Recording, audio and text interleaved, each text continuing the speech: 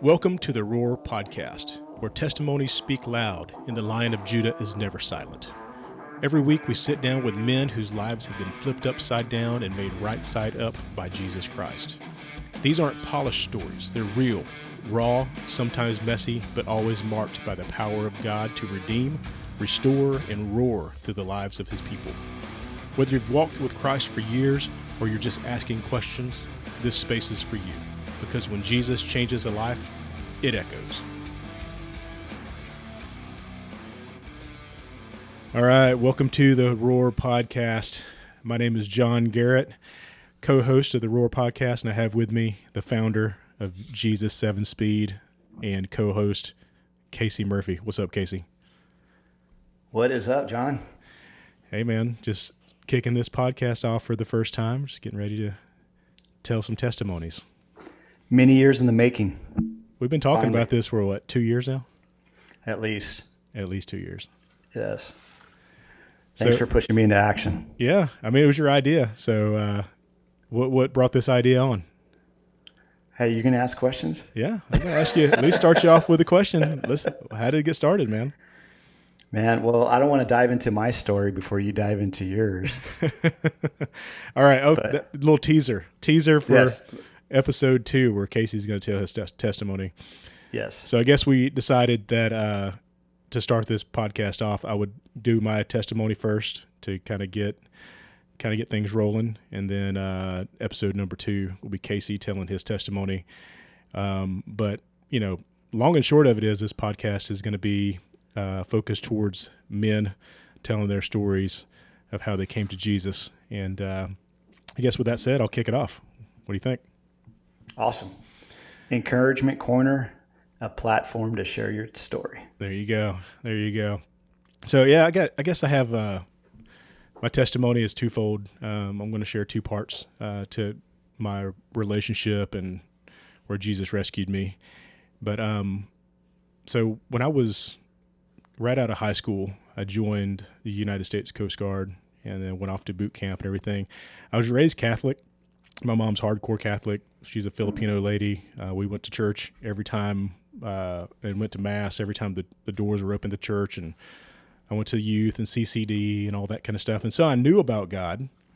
I would say I knew about God, but I didn't really know God. I didn't have a relationship with Jesus. I did confirmation, did the whole 9 yards, and was very aware of who God was and who Jesus was, but I wouldn't say I ever had a true relationship with him. But anyway, I went off to boot camp, and while I was at boot camp, my best friend Travis had a radical transformation and conversion to Jesus while I was gone. He started going to a small country church down the road and got saved. And then when I got back from boot camp, that's all he would talk about is like how he got saved and he went to this church and he would keep inviting me to church and all this kind of stuff. And I was raised Catholic, and my mom was very much of the thought process that, anything other than Catholic was a cult. And she was like very against me going to anything but, a Catholic church. But he kept inviting me, and I kept shrugging him off and wouldn't go. And after I got back from boot camp, I was only home for about a month before I had to go off to A school in California.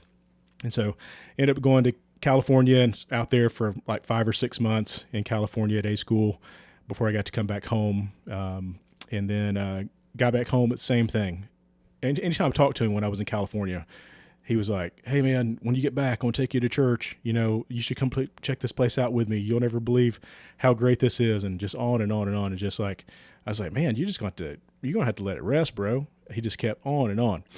And, he was on fire, right? As everybody else is when they first get saved, they're like completely on fire. They want to tell everybody what happened to them because it's a miraculous event, life-changing event. And he was just trying to share that excitement with me. And long story short, he just kept on and on and on. And he was like, "Hey, there's this revival." And this is back in the days of the revivals back in the 90s, 80s and 90s. But this is like 1999 at this point, or 1998. I looked it up the other day. It's March 25th, 1998 was the day I got saved. So anyway, there was this revival going on, and which happens to be my wife's birthday is March 25th as well. So when I went back and looked at the day, I thought it was like March 23rd, March 24th, something like that, but the actual day was March 25th. So just, I don't believe in coincidences. So No way. got saved by Jesus, and then he brought me her, born on the same day. But anyway, so he invited me to this revival where this guy, he was like a preacher and a musician, would come in. He would preach for 3 or 4 days. I think it started like on a Sunday and it was over with like on a Thursday or something like that. So he nagged me, was like, come on, come to this. And I was like, no, I don't want to go. It'd be fine. I'll just, whatever. I'll go fishing or whatever. And he's like, well, there's this girl there that you will like. You might want to come. I was like, all right, I'll go check it out. Right. He lured me in with the girl. And so I went and I started listening to this pastor. And I remember the sermon series that he was doing for that week of revival is get this, right? Talk about fire insurance, right? What would your first 6 days in hell be like if you didn't have Jesus in your life and you died and went to hell tomorrow, right? It's first 6 days. So day 1, Monday night, I think actually day 1 was on Sunday. I came on day 2, which was Monday. And it's like preaching about what day 2 in hell is going to be like, fire and brimstone and just like horror, right? And I was like, what the heck, dude? And so he went through this whole presentation. And at the end, he's like, if you're sitting here and you've never, accepted Jesus Christ as your Lord and Savior, old country kind of invitation at the end, singing, just as I am or whatever. And I was like, you know what? I don't think I've ever done that. And so I raised my hand where he's like, everybody bow your heads, you raise your hand, if you haven't ever received Jesus Christ as your Savior. So I raised my hand. None of my friends around had any idea that I had done this. They all thought that I was a Christian just like everybody else. And he's like, all right, if you raise your hand, come up here to the front. I'm going to pray for you. And so I had to get up and go in front of the whole church, and he was praying for me. And immediately, I wasn't like, as they say, living like hell, right? But, I was like, normal Southern country boy, didn't have the best language, had been off to boot camp in the Coast Guard and A school and, all that kind of stuff. But, all around, I would consider what most people would probably consider a good person, But anyway, but when I prayed with him that night, it was like a radical transformation, like immediately. It's like, and I didn't know that I had a weight on me, but obviously there was some kind of weight on me because I felt after I prayed that, like there was a huge weight lifted off of me. And it sounds real cliche, but that's exactly what it felt like. So after we left the service that night, me and my buddy went down to Hardee's, the local Hardee's in our small town.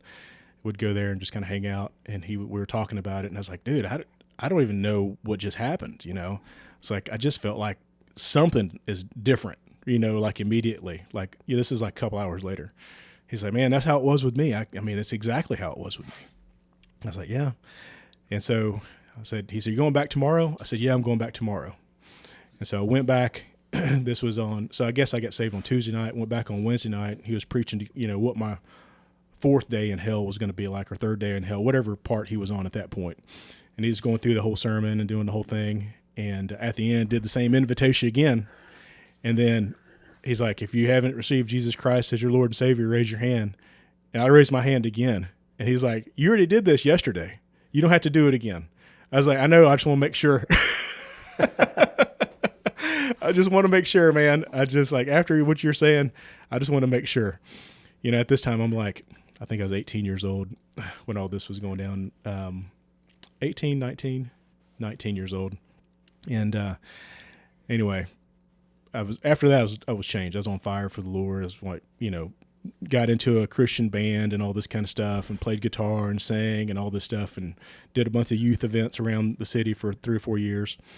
So that's my salvation story. But I think that, and which was hugely impactful in my life. But I think what maybe just as impactful in my life is what happened a few years later, right? So, Jennifer, my wife, we got married in 2003, and we're getting married in like July 6th of 2003. And so I was working as a nurse in the hospital, and started having some weird symptoms. and was talking to one of my doctors that I worked with in the hospital. This is about a month before we got married. And he's like, I went up to him and said, "Hey doc," I said, "these are some of the things that are going on. I've talked to somebody about this before, but nobody knows what's going on, and they kind of blew me off. No big deal, right?" And he's like, "So tell me your symptoms again." And he had this real concerned look on his face. It was like 2:00 in the morning when I was working in the ER. And he's like, so I told him, he's like, he said, "I don't want to scare you, but I need you to clock out, and then I want you to go check in as a patient." And I was like, "Really?" He said, "We need to run some labs, and we need to run those labs right now." And I was like, "Okay." And so it freaked me out, right? My wife's asleep at home. I can't call her and tell her what's going on. And he's like, "I'm pretty sure that this could be something major." And so he runs the labs on me, check into the ER. Some of the labs didn't come back until the next day because they had to be sent out. And he gets the labs back, and when I go back to work the next day, he's like, "All right." He said, "So there's some hormones that I checked, and one of those hormones is like your normal hormone level for this should be like 20, right, or less, but yours is over 1,000." And he said, "Everything else looks good, but this one particular one lines up what I thought was going on with you." He said, "So I need to send you over and have a neurosurgeon talk to you. I got a real good friend's a neurosurgeon." He said, "But I think you have a brain tumor called a prolactinoma." And I was like, "What in the world?" So it's like, now this is, a few weeks before we're getting married. So I have to go home and tell my fiance that I have a brain tumor. That's heavy. And I was like, it's like life changing, right? Just, when you hear brain tumor, it's just, I can't even describe to you how that felt, right? It's just frightening, unsure. Am I going to have brain surgery? Or, what is my life going to be like after brain surgery? All this kind of stuff. Well, it turns out it's a benign brain tumor. They were able to treat it without doing surgery. And so fast forward a few years, we've been married for about 5 years. We decided we want to have kids. And so in this process, I'm still having this brain tumor treated with medication and everything. But what I was told was like, you're going to have this brain tumor forever. It's never going away. You're always going to have it. You're always going to be on medication for it, and there's nothing you can do about it. Even if we did surgery, that could be worse because then you have to do all this other stuff, and it's going to alter the way your health moving forward. And I was like, all right. So anyway, we decided to have kids. And so I tell my doctor, my endocrinologist, it's like, "Hey, we want to have kids. What do I need to do? I've got this brain tumor." He said, "Well, let's do some labs on you and check your testosterone and, make sure all that's good. Then we'll have your wife evaluated." And so they said, but came back, testosterone is in the toilet because of the brain tumor. And so they're like, "Well, we can start treating that, but we got to treat it with fertility drugs. But we don't want to send you to a fertility treatment clinic until we make sure your wife is pregnant, or not, but make sure your wife can get pregnant." And so it's like, all right, sounds good. So we get her an appointment to go to a fertility doc, and, we go show up and everything. They do the ultrasound, they do all the testing and everything.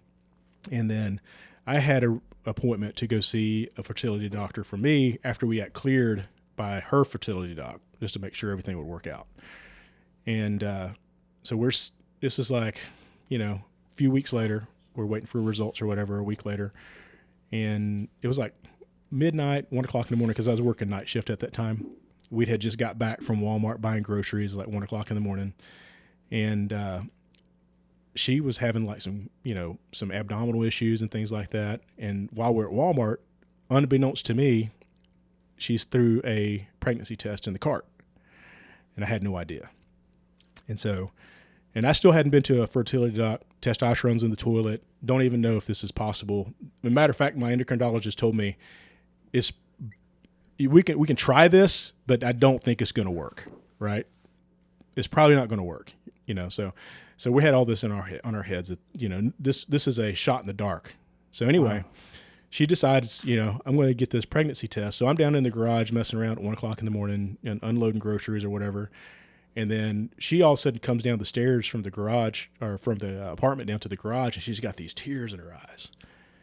And I was like, what's going on? I thought somebody was sick or injured or whatever. And she holds up her pregnancy test and she's pregnant. Not able to get, supposedly not even supposed to be able to get pregnant just because of everything I had going on. And yes. So she gets this pregnancy test, and this is like less than a week of when she was getting her fertility stuff checked at the fertility doctor. Well, come to find out, she was pregnant at the fertility doctor that was checking her to see if she can even get pregnant, but it was like so new they couldn't even see it on the ultrasound or anything. And even when they tested her, it didn't show up. So God showed up in big ways when they told us it was impossible to get pregnant. I mean, my testosterone was like 50. For my age at that time, it should have been 700. It's like 50. Wow. So God made a way, right? So that's part B. So got saved, had a baby without, any fertility drugs or anything really. And so then part C is, they told me I'd never, ever get rid of this tumor, ever. It would be there forever. It's going to affect my health forever. You're always going to have to live with this. So I started going to a new doctor, a new endocrinologist, and, she was like treating me and being, as aggressive as she could with the medications and stuff without having the side effects. And her thing was too, you're always going to have this. I've seen this over and over again. You're never going to get rid of it, but we can maintain a good quality of life, and we can treat you however we need to with hormone therapy or whatever. It's like, okay. And so every year I'd have to climb into a daggum MRI machine so they could scan my brain to see. I don't know if you've ever been in an MRI machine like that before, but for 45 minutes to an hour in a tube that's making all that sound. Oh, it's just horrible. Yeah. And so I'd had like 4 or 5 at this point in my health journey, and it was always there. And sometimes it was bigger, sometimes it was smaller, but it was all about the same size. Never got like smaller than, it never went away, right? It was there. So we did my routine MRI, and she calls me about a week later, and she's like, "Hey, John, I was wanted to give you your MRI results." And I said, "Okay." She's like, "I don't know what," and the way she started off is like, I thought it was going to be bad, right? She's like, "I don't really know what to say because I've never seen this before. And I have never heard of any other doctor. I've never seen any reports of this before. But let me read. I can't explain to you, but I'm going to read the report to you." I should have pulled it up and had it to read here. But long story short, it says, radiologic findings, MRI of the pituitary shows that the pituitary tumor has been surgically excised, and the margins look great. And it was like given the description of, this thing had been surgically removed, right, out of my brain. It has always been there. And now it's not there at all. And to the point where it looks like a surgical incision has been made and they pulled it out. And she's like, she said, "What have you been doing?" I was like, "Doc, I haven't done anything but praying." And I said, "There's a ton of people praying for me at church, and, it's been people praying for me for years, but, that's all I've been doing." She's like, "Well, I don't know how to explain it." She's like, "I've never seen this before." And I was like, the only thing I can explain is like, Jesus is the great physician, and this thing is gone because of God. Yes. I mean, this God thing, right? Miracle. And so that was 2011 or 2012. And it hadn't been there since. It's gone. I don't even have to take medicine for it anymore. I mean, so that's a miracle, man. I mean, that's incredible. A bona fide miracle. His healing grace, no doubt. Healing grace, no doubt. So I say all that to say, God is good. And even though things may seem impossible, right? Man, with God, things are possible. I'm not saying this is going to happen for everybody. I don't know why God chose me for these things to happen to, but no doubt it did. And it sounds crazy, but it's 100%. I mean, I can't believe I got through that whole story without breaking down in tears. But I mean, it is crazy.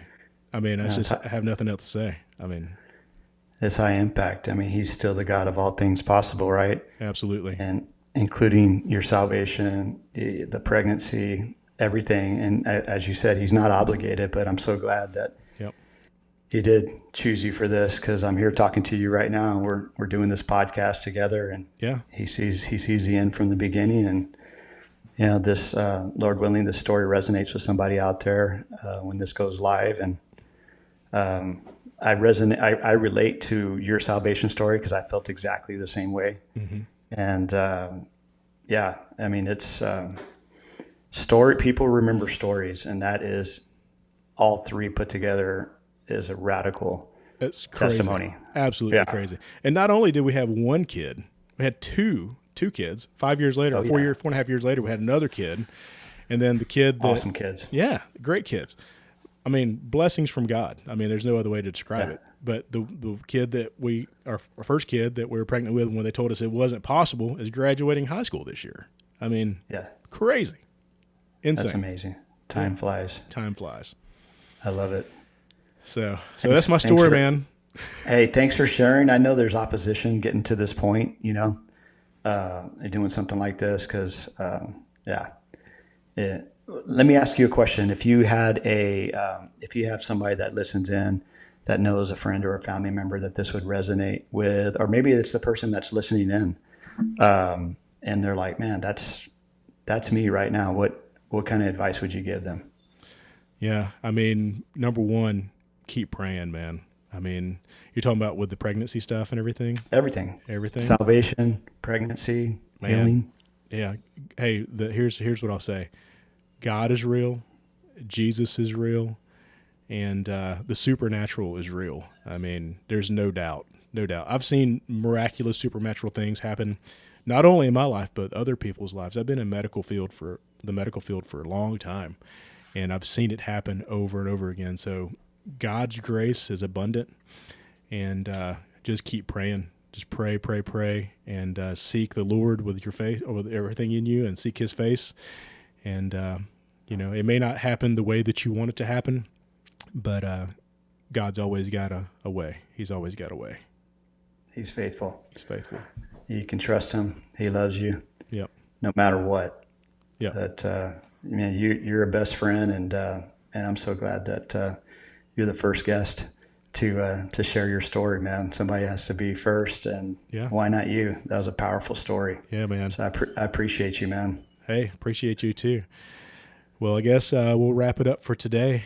If you have a salvation story, if you're a man out there and you're listening to this podcast, you have a salvation story that you want to share or testimony that you would like to share, this is the place to do it. I mean, we would love for you to come on and share your story just like this, uninhibited, just come and your testimony is one of the most powerful tools you have to be able to share Jesus with others. You don't have to memorize scripture. You don't have to be a theologian. You don't have to be on staff at a church to share your faith. Sometimes your story and where you came from and what you went through is all people need to hear to be able to relate to you and relate to God through that. I think that's the best way to do it. What do you think? I concur 100%. Yep. It's yours. Nobody can argue with it, and it's straight from the heart. Absolutely.